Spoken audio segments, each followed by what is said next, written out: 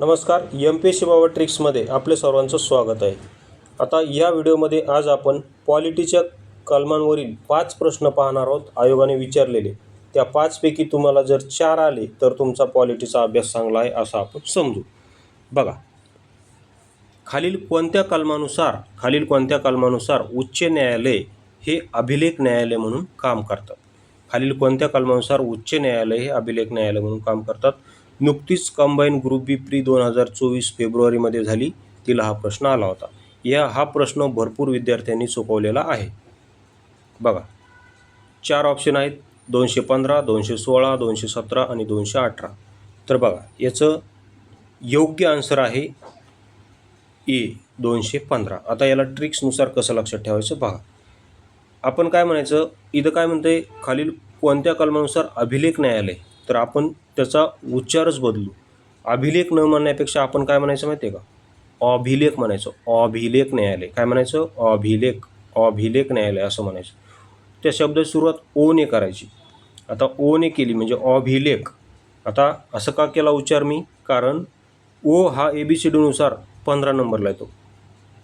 ओ bye ABCD नुसार किती नंबरला येतो, 15. आणि मग इथे 15 कुठे शेवटी, तर इथे 215. म्हणून ऑप्शन हे बरोबर आहे. त्यानंतर पुढचा प्रश्न बघा. पुढचा प्रश्न काय आहे पहा. खालील कोणत्या कलमात मुख्यमंत्र्यांची कर्तव्ये दिलेली आहेत. काय कर्तव्ये, STI 2019ला आला होता. तुमच्यासमोर 4 ऑप्शन आहेत, 164, 165, 160 आणि 167. बघा, पॉज करा आणि विचार करा काय असेल उत्तर. तर याचं योग्य आन्सर आहे D 167. आणि आता याला लक्षात कसं ठेवायचं बघा. आपला व्हिडिओ बनवण्याचा मूळ हेतू आहे की कलम लक्षात कशी ठेवायची. तर याची ट्रिक बघा.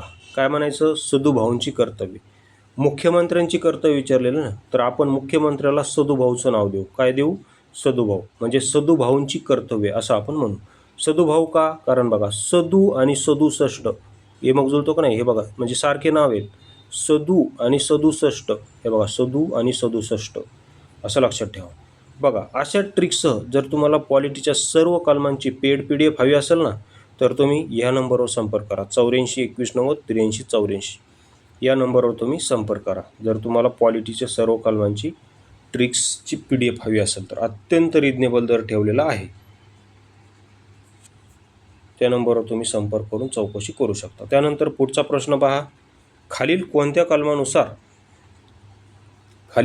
कलमानुसार राष्ट्रपती हे राज्यपालाची निवड करतात. खालील कोणत्या कलमानुसार राष्ट्रपती हे राज्यपालाची निवड करतात. कंबाईन ग्रुप C 2023ला आला होता हा प्रश्न. किती, 23ला. बघा, तुमच्यासमोर 4 ऑप्शन आहेत, 152, 153, 154 आणि 155. विचार करा आणि उत्तर सांगा. तर याचं योग्य आन्सर आहे D 155. आता याला हा प्रश्न पण भरपूर विद्यार्थ्यांनी चुकवलेला आहे. विद्यार्थ्यांनी आन्सर काय दिलेलं आहे माहिती आहे का, 153 आन्सर दिलेलं आहे. काय दिलेलं आहे, हा कंबाईन ग्रुप C मेन्स 23ला आला होता, प्रीला नाही मेन्सला आला होता. आणि याचं आन्सर बऱ्याच विद्यार्थ्यांनी 153 केलेलं आहे. आता 153 त्यांनी का केलं, कारण कलम 153मध्ये राज्यपाल पदाची तरतूद आहे. पण प्रश्न विचारलाय काय, ते प्रश्न काय विचारला हे पण नीट लक्षात ठेवा. प्रश्न विचारलाय खालील कोणत्या कलमानुसार राष्ट्रपती राज्यपालाची निवड करतात असं विचारले. खालील कोणत्या कलमात राज्यपाल या पदाची तरतूद आहे असं नाही विचारलं. खालील कोणत्या कलमात राज्यपाल ह्या पदाची तरतूद आहे असं जर विचारलं असतं तर आन्सर असतं 153. मात्र राष्ट्रपती राज्यपालाची निवड कोणत्या कलमानुसार करतात असा प्रश्न विचारलेला आहे, त्यामुळे त्याचा आन्सर आहे 155. इथे भरपूर विद्यार्थी कन्फ्यूज झालेले आहेत, त्यांनी 153 लिहिलं आणि उत्तर चुकून आलेले. तर बघा, आता याला ट्रिक्सनुसार कसं लक्षात ठेवायचं, तुमचं कन्फ्युजन कसं टाळायचं हे. तर बघा, ट्रिक काय केलेली आहे की राष्ट्रपती पंचांगात एखादा शुभ मुहूर्त पाहून राज्यपालाची निवड करतात अशी मी ट्रिक बनवलेली आहे. राष्ट्रपती काय करतात, पंचांग म्हणजे काय, कॅलेंडर. त्या पंचांगामध्ये शुभ मुहूर्त पाहतात आणि त्या मुहूर्तावर राज्यपालाची निवड करतात. आता पंचांग का म्हणलं मी, कारण पंचांग आणि 55, पंचांग 55 असा मग जुळतो का नाही. आणि दोन्ही शब्द सुरुवात पने होते, पंचांग 55, म्हणून याचं योग्य आन्सर काय, 155. बघा, अशा प्रत्येक कलमाच्या आपण ट्रिक्स बनवलेल्या आहेत. कलम 1 पासून ते 360 पर्यंत संपूर्ण कलमांच्या ट्रिक्स बनवलेल्या आहेत. त्याची PDF पाहिजे असेल तर ह्या नंबरवर तुम्ही, परत सांगतो, या नंबरवर तुम्ही संपर्क करा, 84 21 90 83 84. त्यानंतर पुढचा प्रश्न पाहू आता आपण. आता पुढचा प्रश्न काय आहे पहा. अस्पृश्यता बंदीचे खालील कोणते कलम आहे? बघा, खालील कोणते कलम आहे ज्यानुसार अस्पृश्यता बंदी केलेली आहे? तुमच्यासमोर 4 ऑप्शन आहेत, 15 16 17 18. तर बघा, याची सुद्धा ट्रिक केलेली आपण सांगितलं ना, प्रत्येक कलमाची ट्रिक आहे. तर याचं योग्य आन्सर आहे 17. आणि याची ट्रिक काय बघा, सातारा जिल्ह्यात सर्वात प्रथम अस्पृश्यता बंदी झाली. कोणत्या जिल्ह्यात? सातारा जिल्ह्यात सर्वात प्रथम. तर सातारा का म्हणलं? कारण बघा, सातारा 17 सातारा 17 असा यमक जुळतो, म्हणून 17 असं लक्षात ठेवा. त्यानंतर पुढचा प्रश्न पहा. डॉक्टर आंबेडकरांनी खालील कोणत्या कलमाला घटनेचा आत्मा म्हटले आहे? आंबेडकरांनी कोणत्या कलमाला घटनेचा आत्मा म्हटले आहे? तुमच्यासमोर 4 ऑप्शन आहेत आणि याचे योग्य आन्सर आहे 32. या कलमाला डॉक्टर आंबेडकरांनी घटनेचा आत्मा म्हटलेला आहे. बघा, व्हिडिओ आवडला असेल तर चॅनलला सबस्क्राईब करायला विसरू नका, कारण आपण असेच नवनवीन व्हिडिओ तुमच्यासाठी घेऊन येत जाऊ. आणि जर ती PDF हवी असेल तर त्या नंबरवर तुम्ही संपर्क करा.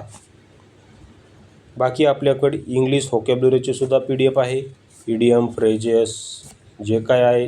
जर तुम्ही कंबाईन मेन्सची तयारी करत असाल, MPSC मेन्सची तयारी करत असाल तर तुम्हाला इंग्लिश 50-50 मार्काला आहे. तिथं रिस्क घेऊन चालणार नाही, कारण व्होकॅब्युलरी हा सेक्शनवर जवळपास 20 प्रश्न विचारले जातात. त्यामध्ये इडियम फ्रेजेसवर 2-3 प्रश्न असतात, वन वर्डवर 2-3 असतात, सिनोनिम अँटोनिम्सवर 2-3 असतात, कन्फ्यूज वर्डवर 2-3 असतात. या सर्वांची एक PDF बनवलेली आहे ट्रिक्सनुसार.